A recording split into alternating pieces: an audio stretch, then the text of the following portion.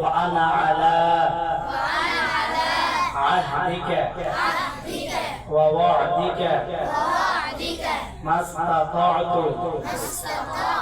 أعوذ بك من شر ما صنعت أبوء لك بنعمتك علي وأبوء بذنبي فاغفر لي فإنه لا يغفر الذنوب إلا أنت إن الحمد لله نحمده ونستعينه ونستغفره ونؤمن به ونتوكل عليه ونعوذ بالله من شرور أنفسنا من يهده الله فلا مضل له ومن يضلله فلن تجد له وليا مرشدا ونشهد أن لا إله إلا الله ونشهد أن سيدنا وسندنا وحبيبنا وطبيب قلوبنا ومولانا وأولانا محمدا عبده ورسوله صلى الله تعالى عليه وعلى آله وأصحابه وبارك وسلم تسليما كثيرا الذي أرسله الله تعالى إلى كافة للناس بشيرا ونذيرا وداعيا إلى الله بإذنه وسراجا وقمرا منيرا أما بعد فأعوذ بالله من الشيطان الرجيم بسم الله الرحمن الرحيم قل يا عبادي الذين أسرفوا على أنفسهم لا تقنطوا من رحمة الله إن الله يغفر الذنوب جميعا إنه هو الغفور الرحيم وقال رسول الله صلى الله عليه وسلم إذا كانت ليلة النصف من شعبان فيقوموا ليلها وصوموا يومها فإن الله تعالى ينزل فيها بغروب الشمس إلى السماء الدنيا فيقول ألا من مستغفر فأغفر له ألا من مسترزق فأرزقه ألا من مبتلى فأعافيه ألا كذا حتى يطلع الفجر أو كما قال النبي عليه الصلاة والسلام شكرا درود شريف اللهم صل على محمد وعلى آل محمد كما صليت على إبراهيم وعلى آل إبراهيم إنك حميد مجيد اللهم بارك على محمد وعلى آل محمد كما باركت على إبراهيم وعلى آل إبراهيم إنك حميد مجيد। जिस शख्स ने कुरान को सीनों में बसाया, जिस शख्स ने कुरान को सीनों में बसाया, फिरदौस मुअल्ला में मका अपना बनाया, फिरदौस मुअल्ला में मका अपना बनाया।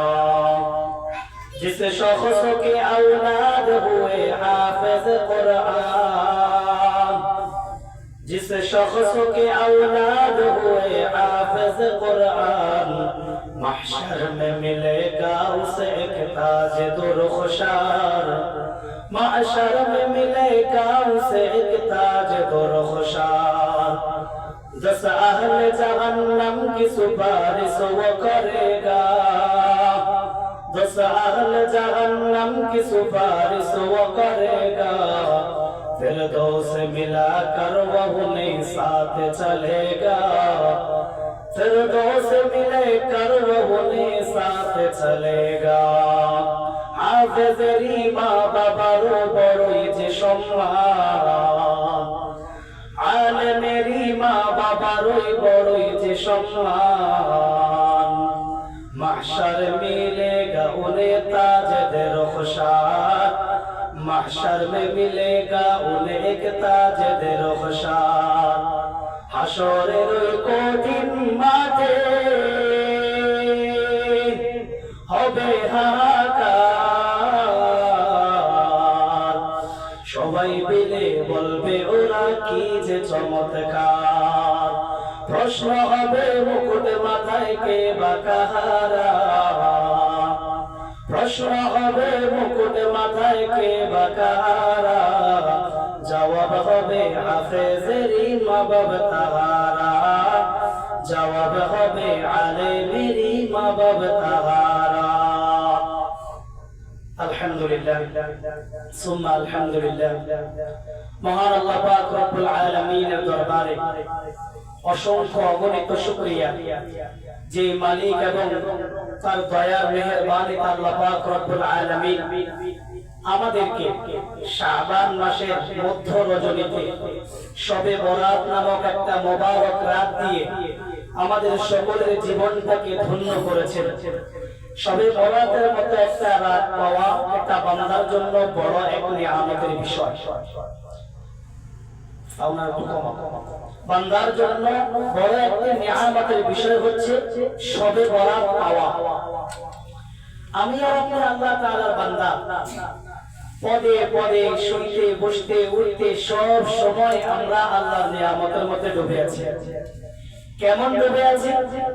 যদি আমি আমার রবের নিয়ামতগুলো গুনতে শুরু করি তাহলে আমার জীবন শেষ হয়ে যাবে, আল্লাহর নিয়ামত গোনা শেষ হবে না। সুবহানাল্লাহ। আল্লাহ এই কথাটা কোরআনের মধ্যে বলে, ওয়া ইন তাউদ্দু নি'মাতাল্লাহি লা তুহসুহা। বান্দা, আমি না তোমার এমন নিয়ামত দান করেছি যে নিয়ামত যদি তুমি গুনতে শুরু করো তোমার জীবন শেষ হয়ে যাবে, এই নিয়ামত কখনো গোনা তোমার শেষ হবে না। সুবহানাল্লাহ।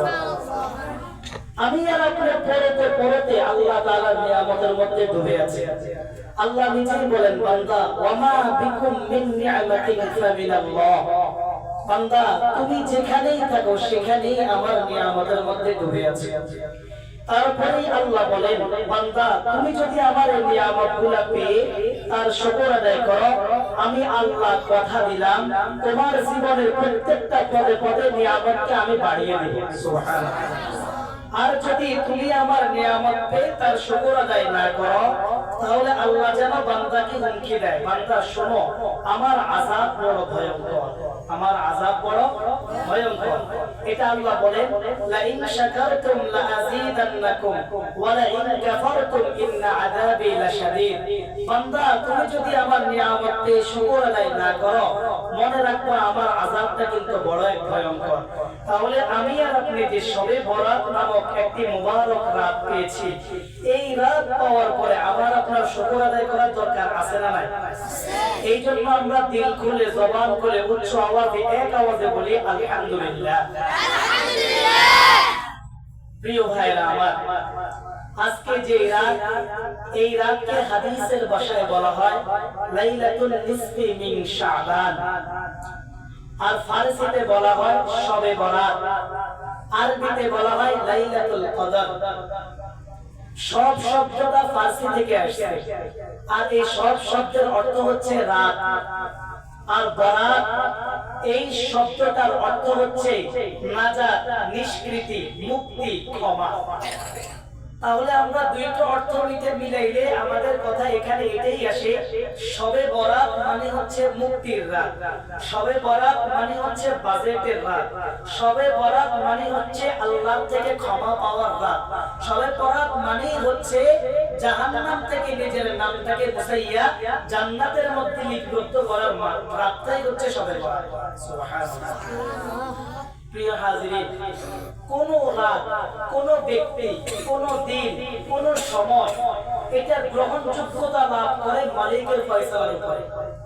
কোন রাত গ্রহণযোগ্যতা হওয়া এটা কোন ব্যক্তির ইখতিয়ার নয়, কোন ব্যক্তি সম্মানিত হওয়া এটা কোন ব্যক্তির ইখতিয়ার নয়, কোন লোক সম্মানিত হওয়া এটা কোন ব্যক্তির ইখতিয়ার নয়, কোন দিন সম্মানিত হওয়া এটা কোন ব্যক্তির ইখতিয়ার নয়। এটা আল্লাহ তাআলা বলেন, ওয়া রাব্বুকা ইয়াখলুকু মা ইয়াশাউ ওয়া ইয়াখতার। ও আমার নবী, আপনি আপনার বান্দাদেরকে বলে দেন, কোন জিনিস গ্রহণযোগ্যতা লাভ করা এটা কোন বান্দার ইখতিয়ারের মধ্যে পড়ে না, এটা সরাসরি মালিকের ফয়সালা। এটা সরাসরি কার ফয়সালা? মালিকের ফয়সালা।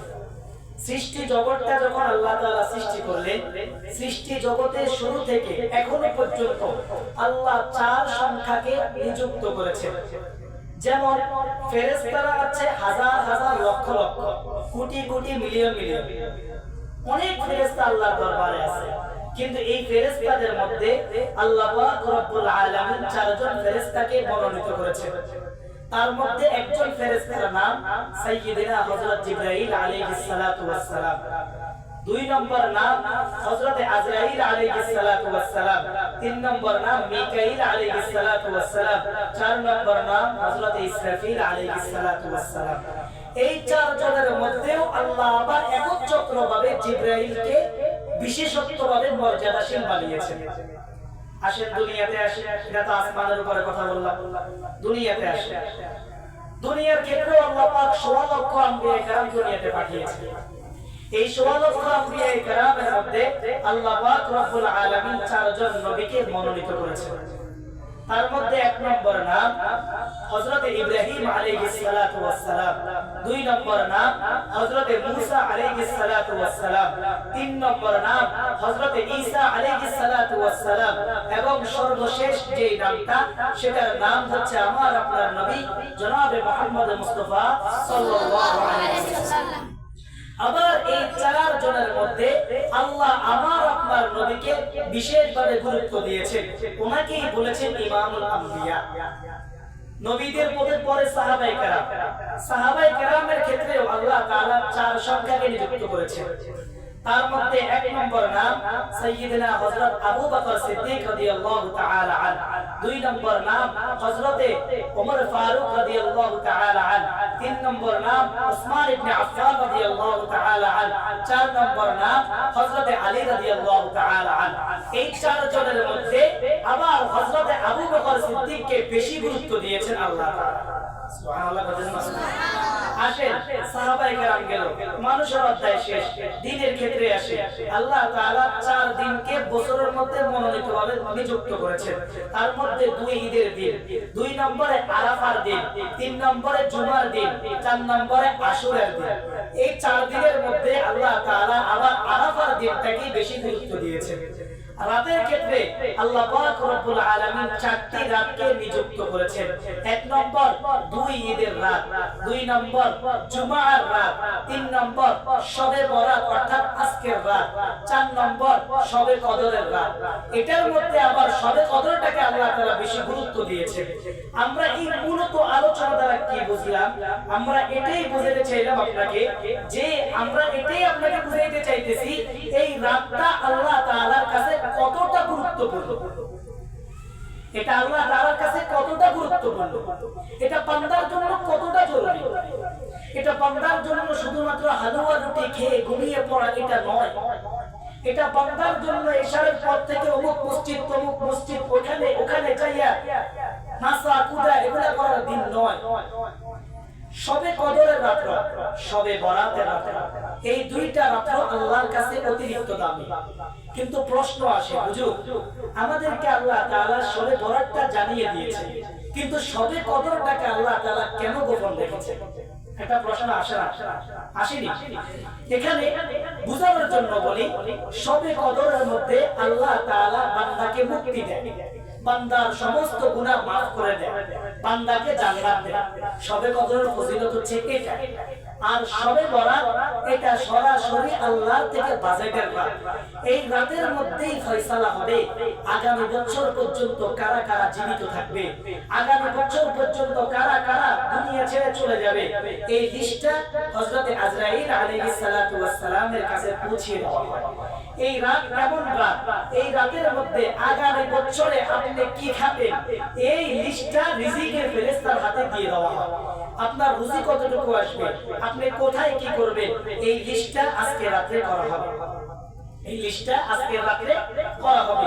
তো বান্দাকে আল্লাহ তাআলা শবে কদরটা এই জন্য জানিয়ে দিয়েছেন, বান্দা আমি না তোমার বলে দিলাম আজকে বাজেট করার রাত, তুমি না আমার কাছে চাও, তোমার জীবনের সমস্ত হাজাত আমি পুরা করে দেব। সুবহানাল্লাহ।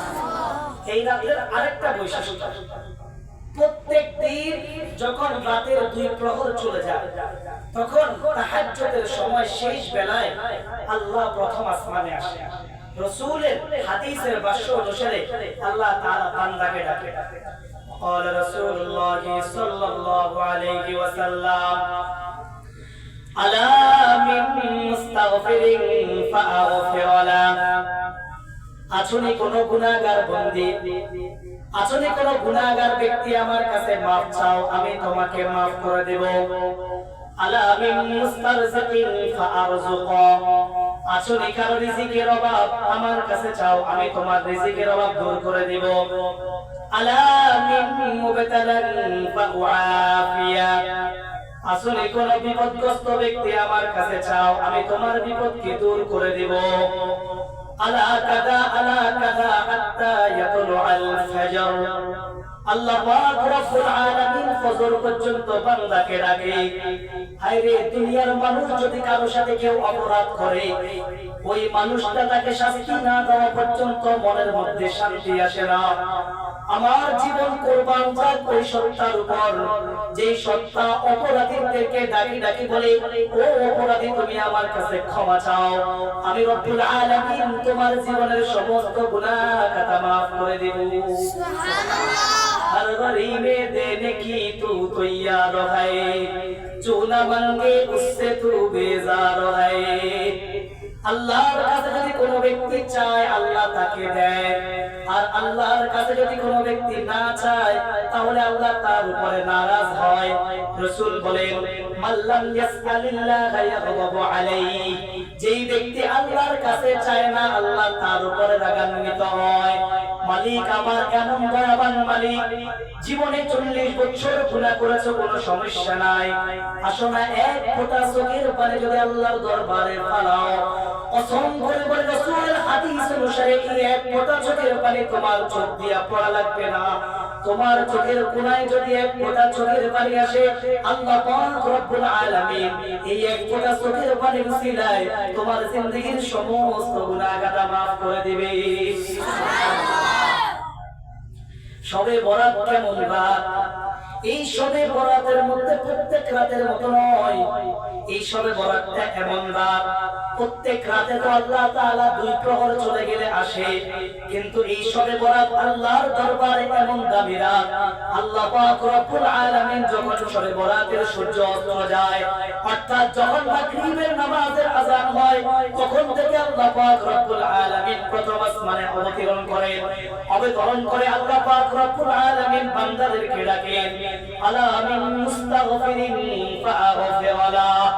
বান্দা 2025 সালে তোমার গুনাহ হয়ে গেছে, আসো না আমার কাছে মাফ চাও, আমি আল্লাহ পাক তোমার জীবনের সমস্ত গুনাহ খাতা maaf করে দেব। সুবহানাল্লাহ। আলা মিন মুস্তারসিকিন ফাআরযুকুহ, বান্দা আগামী বছরে তুমি কি খাইবা তা নিয়ে তোমার বড় এক টেনশন, তোমার জীবনে রিজিকের কোনো বরকত নাই। বান্দা আমি না তোমাকে খাওয়ানেওয়ালা, আমি না তোমাকে পালনেওয়ালা, আসো না যদি এটা তোমার মনে থাকে আমি তোমার রিজিক দেনেওয়ালা, আসো আমার কাছে চাও, আমি আল্লাহ পাক তোমার রিজিকের বাজেট করে দেব 2026 সালের সবে বরাত আসা পর্যন্ত তোমার আর কারো কাছে হাত পাতা লাগবে না। সুবহানাল্লাহ।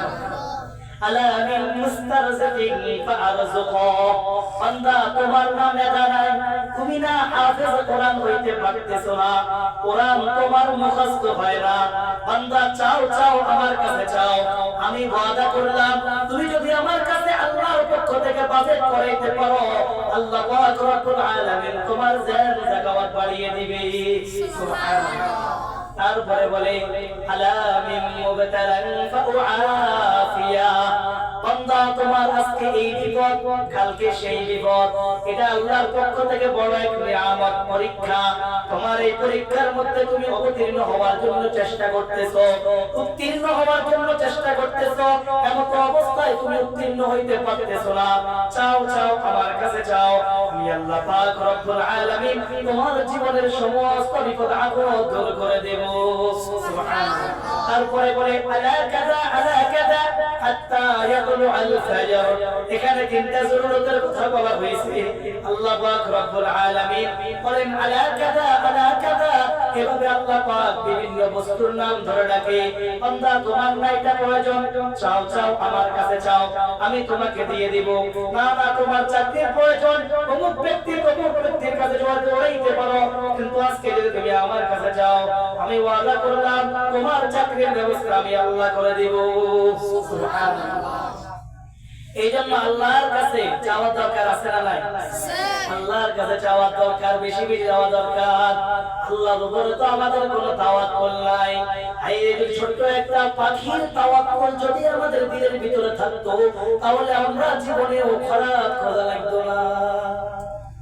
ছোট্ট একটা পাখি যখন সকালবেলা ঘর থেকে বের হয় তখন তার পেটের মধ্যে কোনো খানা নাই, তার ঘরের মধ্যে বাচ্চা আছে, এই বাচ্চাগুলাকে কিভাবে খাওয়াইবে সে চিন্তা করে না, কারণ সে তার মাথার মধ্যে এটা আছে তার একজন মালিক আছে যার নাম আল্লাহ।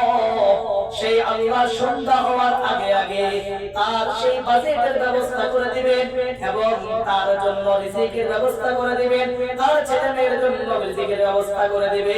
ওই পাখি যখন সকালবেলা খালি পেটে বের হয় আর সন্ধ্যাবেলায় ওই পাখি নিজে ভরা পেট নিয়ে আসে এবং তার ছেলে মেয়ের জন্য খানা নিয়ে আসে। সুবহানাল্লাহ। এই তাওয়াক্কুল তো আমার ভিতরে নাই, এই তাওয়াক্কুল তো আমার ভিতরে নাই। আমি চিন্তা করি আজকে যদি আমি রুজি করি আমার ঘরের মধ্যে আমার চুলা জ্বলবে, যদি আমি রুজি না করি আমার আপনার হবে না, কারণ আমি আমার রুজির মধ্যে চলতেছি। নাউজুবিল্লাহ। আমাকে আপনাকে চালানে ওয়ালা কে? জোরে বলেন না, আমাকে আপনাকে চালানে ওয়ালা কে? আল্লাহ তাআলা 18,000 মাখলুকাতকে সৃষ্টি করে তাদেরকে চালাইতেছেন, তাদের খানা পিনার ব্যবস্থা করতেছেন। তো আমি আর আপনি তো আশরাফুল মাখলুকাত, সর্বশ্রেষ্ঠ মানুষ। আল্লাহ বলেন বান্দা আমি না 18,000 মাখলুকাত বানিয়েছি শুধুমাত্র তোর জন্য, আর তোকে বানিয়েছি শুধুমাত্র আমার জন্য।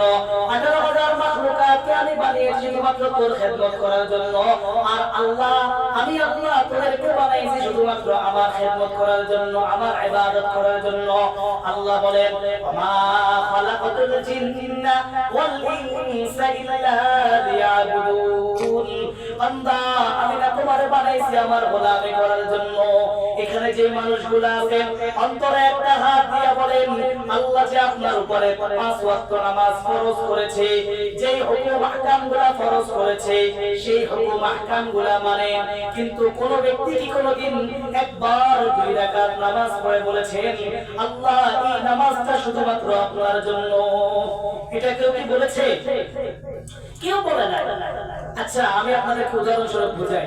আপনি এক জায়গায় চাকরি করেন, ওই জায়গায় আপনি যখন চাকরি করেন তখন আপনার ডিউটি হচ্ছে এটা এটা এটা এটা এটা, এই যে ডিউটিগুলো আছে আপনি সেই ডিউটিগুলো সুন্দর মতো পালন করেন। আপনি যদি বাড়তি একটা কাজ করেন অফিসের উপকারের জন্য, বসের উপকারের জন্য, বস কতটুকু খুশি হবে? খুশি হয় না? কথা বলেন, বস খুশি হয় কিনা? চিন্তা করে বসের যদি মন পাইতে পারে তাহলে পুরো অফিসটাই তো আমার, পুরো অফিসটাই তো কি আমার। ঘটনা মনে পড়ে গেল, একজন বান্দি ছিল, তার রাজা ছিল একজন। ওই রাজা একদিন সিংহাসনে বসে সেই রকম ঘোষণা করে দিল, শোনো আমার রাজপ্রাসাদে যে মন্ত্রীগুলো আছো, শোনো আমার রাজপ্রাসাদে যে মানুষগুলো আছো, সবাইকে আজকের দিনের জন্য 1 ঘন্টার জন্য আমি সবাইকে উন্মুক্ত করে দিলাম। এই মুহূর্ত থেকে 1 ঘন্টা পর্যন্ত যারা যে বস্তু ছুঁবে সবগুলা তাদের, সবগুলা কি তাদের। ঘটনাক্রমে এমপি মন্ত্রী খ্রিস্টান যত মিনিস্টার আছে সমস্ত মানুষগুলা কেউ গিয়ে স্বর্ণের পাত্র ধরেছে, কেউ গিয়ে এরকম স্বর্ণের বস্তা ধরেছে, কেউ গিয়ে প্রাসাদের এই জিনিস ওই জিনিস এই জিনিস ওই জিনিস ধরেছে। এমন তো অবস্থায় তার একজন পাগলা বান্দি ছিল, ওই বান্দি কি করলো, সরাসরি রাজার গায়ের মধ্যে হাত দিয়েছিল। এখন রাজা তাকে জিজ্ঞাসা করতেছে, পাগলি হ্যাঁ আমি তো ঘোষণা করে দিলাম তুই যা চা সেটা নিয়ে যা, সব মানুষ সব কিছু নিয়ে গেল, কিন্তু তুই দিয়ে শুধু আমার ধরলি। ওই বান্দি ডাক দিয়া বলে, রাজা মশাই এই যে মানুষগুলা যে যে জিনিসগুলো ধরেছে এই জিনিসগুলো একদিন ফুরিয়ে যাবে, কিন্তু আমি তো সরাসরি আপনাকে ধরেছি। এরা নিজে নিজে ধরে ধরে অল্প কিছু সম্পদের মালিক হয়েছে, আর আমি আপনাকে ধরে আপনাকে পাইছি কারণ আমি পুরা রাজ্যের মালিক হয়ে গেছি। সুবহানাল্লাহ। রাজাকে যদি পায় তাহলে পুরো রাজ্যই তো তার, কথা ঠিক কি না বলে? রাজাকে যদি পায় তাহলে পুরো রাজ্য কার? ওই ব্যক্তি। তাহলে আমার আপনার মালিক যদি আমার আপনার হয়ে যায়, মালিকের যদি আমি আর আপনি দিল লাগাইতে পারি তাহলে পুরা দুনিয়া আমার, পুরা দুনিয়া কার? আগার দাদা বেতারা এ দোস্তেদারা, আল্লাহর সাথে যদি আমি বন্ধুত্ব সৃষ্টি করতে পারি তাহলে পুরা দুনিয়া আমার, পুরা দুনিয়া কার? আমার। আমি আর আপনি তো আল্লাহর ফরজ ইবাদতগুলো আদায় করেছি, দুনিয়ার সমস্ত বসকে খুশি করার জন্য বেশি বেশি কাজ করি, আর আমি আর আপনি আল্লাহকে খুশি করার জন্য শুধুমাত্র আল্লাহ যে হুকুমগুলো দিয়েছে এগুলাও তো ঠিকমতো পালন করি না। কথা ঠিক আছে নি ভাই? এই জন্য আপনাদেরকে হাত জোর করে বলে ভাই, আমি আর আপনি আগামী শবে বরাত পর্যন্ত হায়াত পাই কিনা সন্দেহ। এই জন্য সবার কাছে হাত জোর করে বলি, এমত অবস্থায় আল্লাহর সাথে দিল লাগান, আল্লাহর সাথে দিল লাগান। আমি আর আপনি আল্লাহর কাছে চাইবো, আল্লাহ যা দেওয়ার প্রয়োজন আল্লাহ দিয়ে দিবে। বিশ্বাস করেন, বিশ্বাস করেন, আল্লাহর কাছে কোন জিনিস চাইছে আল্লাহ তাআলা দেয় নাই, তা এমন হয় নাই। বান্দার সমস্ত দোয়াই আল্লাহ তাআলা কবুল করে, বান্দার সমস্ত দোয়া আল্লাহ তাআলা কি করে? কবুল করে। কিছু দোয়া দুনিয়াতে কবুল করবে, কিছু দোয়া আখিরাতে কবুল করবে। আখিরাতের ময়দানে যখন কিছু কিছু দোয়া কবুল হবে তখন আখিরাতের মানুষগুলা বলবে, হায় রে দুনিয়াতে যদি আমার একটা দোয়া কবুল না হইতো তাহলে আমার জন্য কত ভালো হইতো। এই জন্য আল্লাহর কাছে বেশি বেশি চাওয়া দরকার। তাহলে আমরা চাইবো তো ইনশাআল্লাহ। তো চাইবো তো কি চাইবো? আমি আর আপনি শুধুমাত্র দুনিয়া চাই। আল্লাহ আমার দুনিয়ার এইটা দেন, আল্লাহ আমার দুনিয়ার ওইটা দেন, আল্লাহ দুনিয়ার আমার এইটা দেন, আমার দুনিয়াতে এই সমস্যা ওই সমস্যা, আল্লাহ শুধুমাত্র আমাকে দুনিয়া দেন, দুনিয়া দেন। কিন্তু আল্লাহ বলেন না না বান্দা, তুমি যদি আমার কাছে শুধু দুনিয়া চাও তাহলে দুনিয়াতে তোমার জন্য যেটুকু বাজেট আছে অতটুকুই বাজেট তুমি পাইবা, তার চাইতে একটু বেশি পাইবা না।